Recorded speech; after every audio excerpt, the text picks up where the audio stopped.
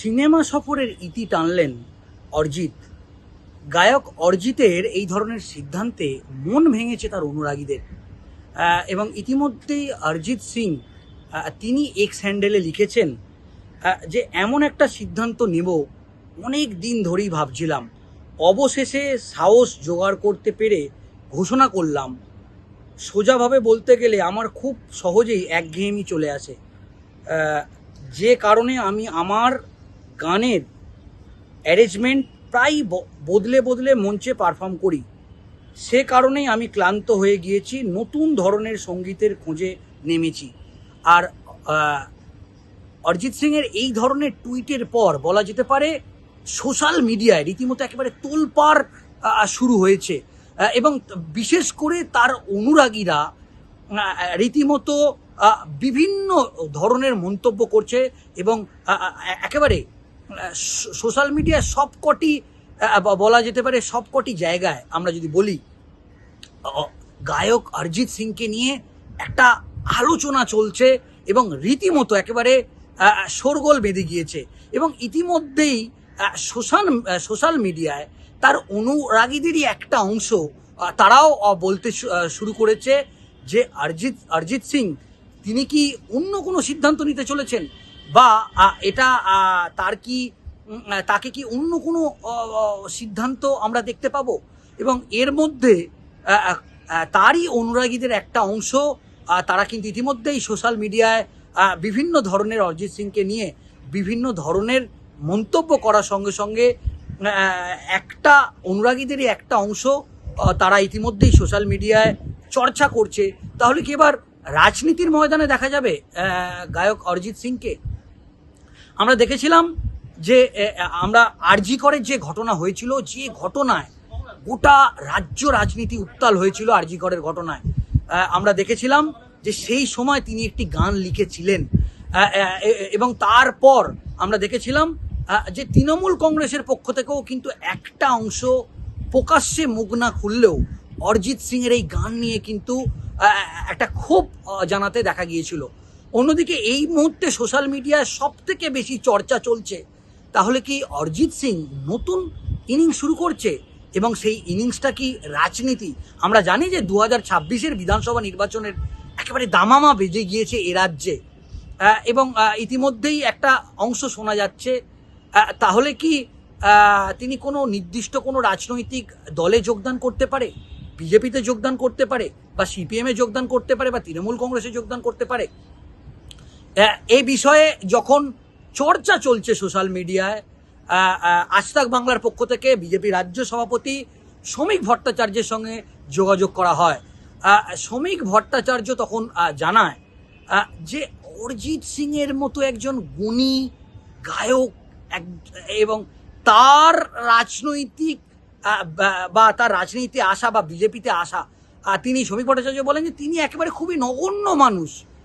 প্রধানমন্ত্রী নরেন্দ্র মোদী স্বয়ং ফোন করেন অরিজিৎ সিংকে, এমনকি তিনি আরও এক কদম এগিয়ে শ্রমিক ভট্টাচার্য তিনি বলেছেন যে বিজেপিতে যোগদানের ব্যাপারে বঙ্গ বিজেপি তো দূর কথা, হয়তো তো তোমরা বিশ্বাস করবে না, প্রধানমন্ত্রী নরেন্দ্র মোদী স্বয়ং ফোন করে অরিজিৎ সিংয়ের সঙ্গে দেখা করার ইচ্ছা প্রকাশ করতে তিনি শুনেছেন।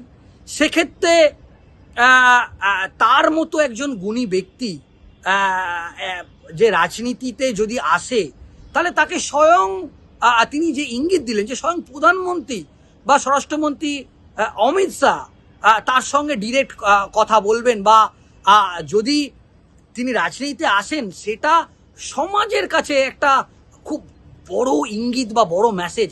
তার মতো মানুষ, তার মতো গুণী মানুষ যদি সত্যি রাজনীতিতে আসে, সেটা সমাজের কাছে একটা অন্যতম নজির হয়ে থাকবে। অন্যদিকে তিনি এটাও বললেন যে যদি রাজনীতিতে যদি দিয়ে বা তখন রাজনীতিতে কিন্তু সবই সম্ভব। তার বক্তব্য যে তিনি বলেন যে আমরা এরকম শুনেছি দিল্লিতে এরকম হয়েছে যে প্রধানমন্ত্রী নিজে তিনি ইচ্ছা প্রকাশ করেছেন, বা অরিজিৎ সিংকে ফোন করে তিনি তার প্রধানমন্ত্রীর কার্যালয়ে তাকে ডেকেছেন, বা কেন্দ্রীয় সরকারের বিভিন্ন যে জনমুখী প্রকল্প, সেই প্রকল্পেরও বিভিন্ন কাজে তার সঙ্গে যোগাযোগ করা হয়েছে। তবে তার রাজনীতিতে আসা, যেটা এই মুহূর্তে সমাজ মাধ্যমে চলছে, যে হয়তো তিনি কোনো রাজনৈতিক দলে যোগদান করতে পারে, সেই ব্যাপারটা এক প্রকার উড়িয়ে দেন শ্রমিক ভট্টাচার্য, এবং তিনি ইঙ্গিত দিলেন যিনি প্রধানমন্ত্রীর সঙ্গে স্বয়ং যোগাযোগ তার, তো তিনি একেবারে সামান্য নগণ্য। অন্যদিকে এই বিষয়ে গায়ক অরিজিৎ সিংয়ের তরফ থেকেও কোনো প্রতিক্রিয়া পাওয়া যায়নি, কিন্তু তার মুর্শিদাবাদের যে বাড়ি, সেখানে একটা অংশে তার অনুরাগী বা সে তার বাড়ির আশেপাশের বাসিন্দাদের যেটা বক্তব্য, তারা কিন্তু চায় যে অরিজিৎ সিং রাজনীতিতে আসুক। এমনকি তার অনুরাগীদের এই মুহূর্তে সোশ্যাল মিডিয়ায় রীতিমতো ঝড় উঠেছে যে অরিজিৎ সিংয়ের মতো একজন গুণী ব্যক্তি তিনি রাজনীতিতে আসুক এবং সমাজের জন্যে তিনি ভালো কিছু করুক। আমরা জানি যে তিনি বিভিন্ন সামাজিক কাজ করেন, এবং আমরা এটাও জানি যে তিনি একটা স্কুল চালান। এমনকি সম্প্রতিকালে দেখা গিয়েছে একাধিক জায়গায় তিনি বিভিন্ন রিয়েলিটি শো করেছেন, সেই শোয়ের পুরো টাকা তিনি তুলে দিয়েছেন সমাজে পিছিয়ে পড়া গরিব মানুষদের বা শিশুদের হাতে। এমনকি থ্যালাসেমিয়ায় আক্রান্ত রুগীদের হাতেও তিনি টাকা দিতে শোনা গিয়েছে। এমনকি এটাও জানা গিয়েছে যে তার দ্বারা যদি কোনো ভালো কিছু কাজ হয়, তিনি সবসময় এগিয়ে আসে। অন্যদিকে এটাও জানা গিয়েছে যে তার একাধিক স্কুল তিনি খুলেছেন, যেখানে পিছিয়ে পড়া গরিব ছেলে মেয়েদের পড়াশোনার জন্য। এমনকি এটাও শোনা গিয়েছিল যে আগামী দিনে যদি তার কাছে কোনো সুযোগ আসে, তিনি এই ধরনের কাজ করবে। এবং আমরা জানি যে এই লেভেলের একজন মানুষ হয়ে তিনি কত সাধারণভাবে জীবনযাপন করে, সেই ছবিও কিন্তু সোশ্যাল মিডিয়ায় রীতিমতো শোরগোল ফেলেছে। এবং তার মধ্যেই তার এই সমাজ মাধ্যমের টুইট নিয়ে তার অনুরাগীদের মধ্যে কিন্তু এই মুহূর্তে ঝড় উঠেছে।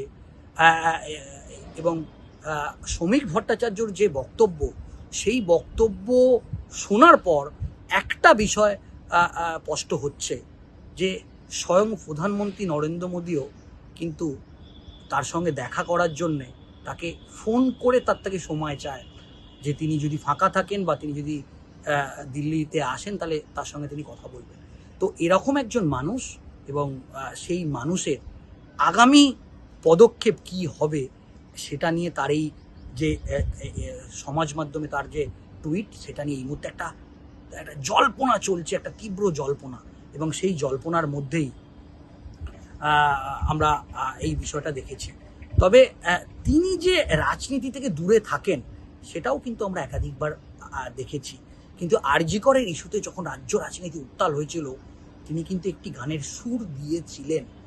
সেক্ষেত্রে এখন দেখার বিষয়, যদিও তার মতো ব্যক্তি রাজনীতিতে আসুক, সেটা কিন্তু এই মুহূর্তে চায় তার অনুরাগীরা। এবং এই মুহূর্তে সোশ্যাল মিডিয়ায় ট্রেন্ডিং এটাই যে অরিজিৎ সিংয়ের পরবর্তী পদক্ষেপ কি হবে, তিনি পরবর্তী পদক্ষেপ কি নেবেন, সেদিকেই তাকিয়ে আছে গোটা তার অনুরাগী এবং ভক্তরা। যদিও গায়ক অরিজিৎ সিংয়ের পক্ষ থেকে কোনো প্রতিক্রিয়াই সামনে আসে।